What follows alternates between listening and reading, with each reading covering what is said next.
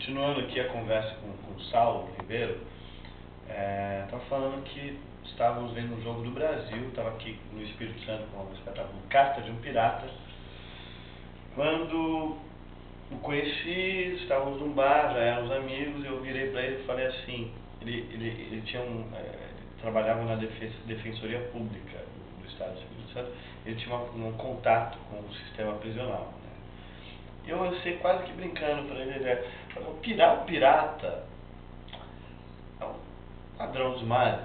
Seria interessante esse pirata. Eu costumo dizer que o teatro, tem que se apresentar em qualquer lugar, qualquer contexto, qualquer espaço. O teatro pode ser apresentado.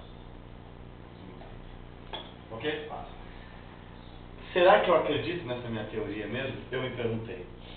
Porque uma coisa é você falar que você acredita nisso, o teatro tem que ser apresentado. Outra coisa é a coisa acontecer dessa forma.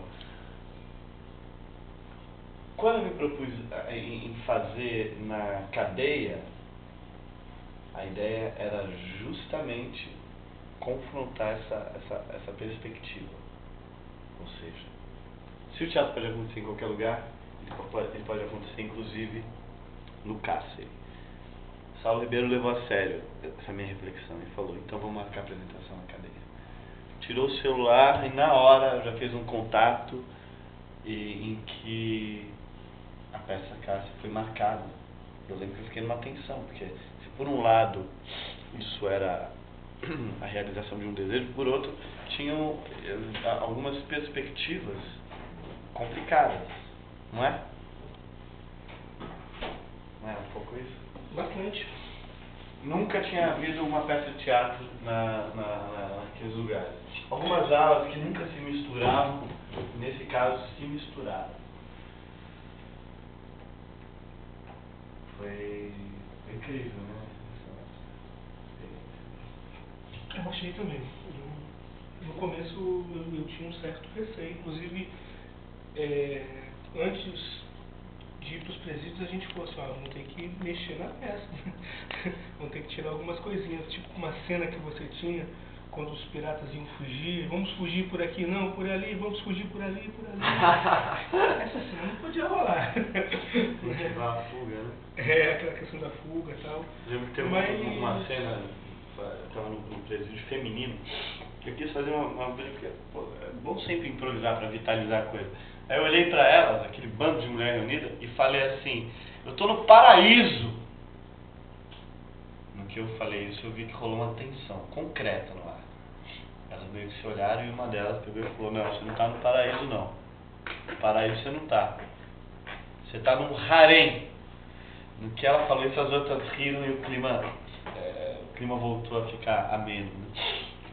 Pois é, eu guardo na minha memória de forma muito viva a recepção no presídio de seguros, que é o seguros é um local onde o ovo está, né? É a caixa de ovos, né? E eu lembro quando a gente chegou no Média 1, que é o presídio de seguros, né? Geralmente são criminosos de crimes contra a liberdade sexual, ou parentes de policiais, ou ex-policiais. Ou como é o caso do ovo. São jurados de morte. No caso o ovo está no presídio comum, só que está no seguro de um presídio comum. Esse que a gente foi era um presídio só de seguro. Não estava nem com uma ala reservada, é só de seguro. É um presídio com pouca estrutura, é um presídio que não tem nada, né? Que nunca gera rebelião, porque geralmente esse preso é um preso de olhar para baixo, né? Ele é um preso que não se revolta e tal. E a gente chegou e a diretora do presídio, inclusive a equipe do presídio toda feminina, né? Diretora, assistente social, psicóloga, né? A diretora com aquela voz bem fraquinha, gente, eles pararam o futebol na hora, juntaram todo mundo, né? O Vinícius vai trazer uma peça e tal, e você apresentou a peça, né? Quando acabou eles fizeram aquela roda enorme para te receber e falaram, cantaram, disseram algumas frases e no final terminaram com uma frase que o Brother Dente fala pro ovo, que eles podem aprisionar meu corpo, mas a alma não. Falaram isso? Falaram isso. Não lembrava. Falaram. Foi daí que a frase entrou. Sabia. Você não lembra, não? Você estava talvez quente ainda da apresentação. Apesar disso tudo tá filmado, tudo isso. Tá filmado, isso tá filmado. Inclusive tem uma cena bacana que é do Bategrade nessa gravação. E assim, eu acho que o contato com o presídio naquela ocasião foi vital para a gente ter sucesso no cárcere. Porque o cárcere nasceu desses dois momentos. Nasceu da minha vivência anterior no sistema, quando eu fui professor no sistema ainda, alguns anos antes, e nasceu da sua vivência naqueles presídios que você foi apresentar a peça. Né? Acho que depois daquilo ali você estava pronto para fazer o cárcere mesmo. Antes talvez não. Sem dúvida.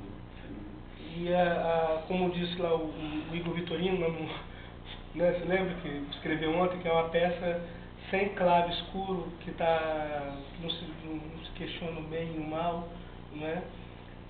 É uma característica que você tinha nas outras peças, mas eu acho que ali a gente tem que ter realmente um entendimento sobre humanos, para você chegar ali e falar, não, vamos fazer uma vivência em cima do teatro, etc, etc. Como está a reação do público sobre o seu texto? O público que você... Porque você, um escritor, enfim, que faz literatura, tem um tipo de reação pública. Qual é a diferença da reação do público para os seus textos literários e para o seu texto de teatro? Você sente uma diferença? Eu acho que meu texto literário é bem parecido com o meu texto de teatro. São os mesmos temas. Eu fiz um roteiro lá para o Serafo, agora para o Alexandre Serafim, e eu tirei personagens da literatura para jogar no roteiro, para fundamentar o roteiro. Então, eu acho que quando eu tenho uma oportunidade dessa, é como se algum personagem saísse do papel e fosse para o palco, né? Que é uma coisa bacana, porque o alcance de um texto teatral ele é incomensurável. A literatura presa num blog ou presa num papel, ela jamais vai ter o alcance da literatura que tem, por exemplo, no teatro que você faz, que leva para o Brasil todo, para tanta gente, e tanta gente comenta, tanta gente passa boca a boca que tem em cima da peça, né? Por exemplo, você brincou com a questão lá da coxinha, e quando eu cheguei no cochicho, o dono já sabia.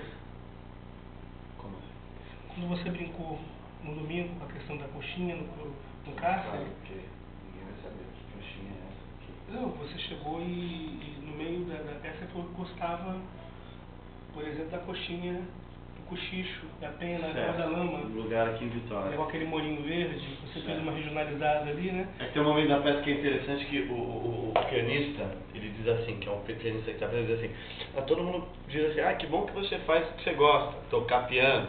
Ele diz, não, gostar não é isso. Tocar piano não é gostar, é mais que gostar. Gostar, eu gosto de picolé, gosto da coxinha do cochicho. Aí eu normalmente trago para o lugar onde eu estou, por exemplo, eu gosto de comer escondidinho na Barra do Jucu, é longe, mas vale a pena. Gosto de correr na praia de Camburi, gosto da coxinha. Gostar piano é mais do que gostar. Gostar piano é olhar para o teto branco com as suas rachaduras e dizer, é isso que eu vou fazer, é isso que eu sei fazer. Isso é a única coisa que eu realmente posso fazer. É um pouco isso. E vamos continuar essa conversa na parte 3.